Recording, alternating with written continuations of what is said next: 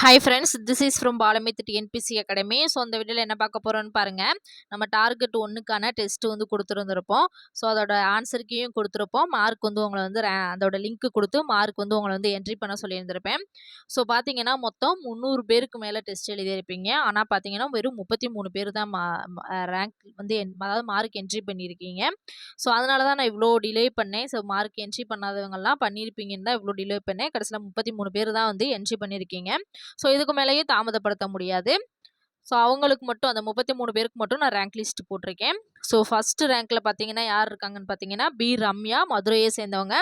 200 கொஷினுக்கு 195 கொஷின் போட்டிருக்காங்க. செகண்ட் இடத்துல பார்த்தீங்கன்னா 2 பேர் இருப்பாங்க. அஜின்னு சொல்லி கன்னியாகுமரி 194. அடுத்து பார்த்தீங்கன்னா 3வது இடத்துல ரம்யான்னு சொல்லிட்டு பெரம்பலூர், இவங்க 194 போட்டிருப்பாங்க.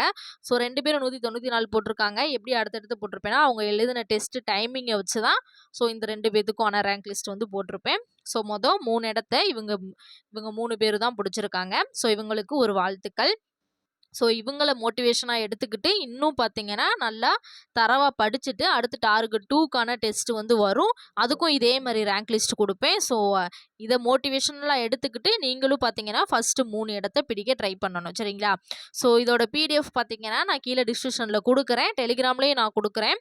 ஸோ ஓப்பன் பண்ணி பாருங்கள். ஓப்பன் பண்ணி பார்த்துட்டு மொத்தம் 33 பேர் சொல்லியிருப்பேன். ஸோ ஒவ்வொருத்தரோட ரேங்க் லிஸ்ட்டும் இருக்கும். அவங்களோட மார்க்கு டிஸ்ட்ரிக்ட் மட்டும் இருக்கும். சரிங்களா? ஸோ 33 பேர் பிடிஎஃப் நான் கொடுக்குறேன். நீங்கள் வந்து செக் பண்ணி பாருங்கள். சரிங்களா? யாராவது நேம் லிஸ்ட் விட்டு போயிருந்தா அவங்க மட்டும் கமெண்ட் பண்ணுங்கள். சரிங்களா? என்னோட நேம் மிஸ் ஆயிடுச்சுன்னு சொல்லி கமெண்ட் பண்ணுங்கள்.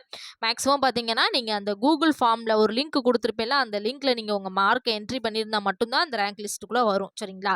நிறைய பேர் டெஸ்ட் எழுதிருக்கீங்க. ஆனால் 33 பேர் மட்டும்தான் மார்க் அதாவது நீங்கள் வந்து மார்க்கை வந்து என்ட்ரி பண்ணியிருக்கீங்க. சரிங்களா? அவங்களோட ரேங்க் லிஸ்ட் மட்டும் தான் நான் இதில் கொடுத்துருக்கேன். சரிங்களா? ஸோ நெக்ஸ்ட் வீடியோவில் பார்க்கலாம். Thank you to all.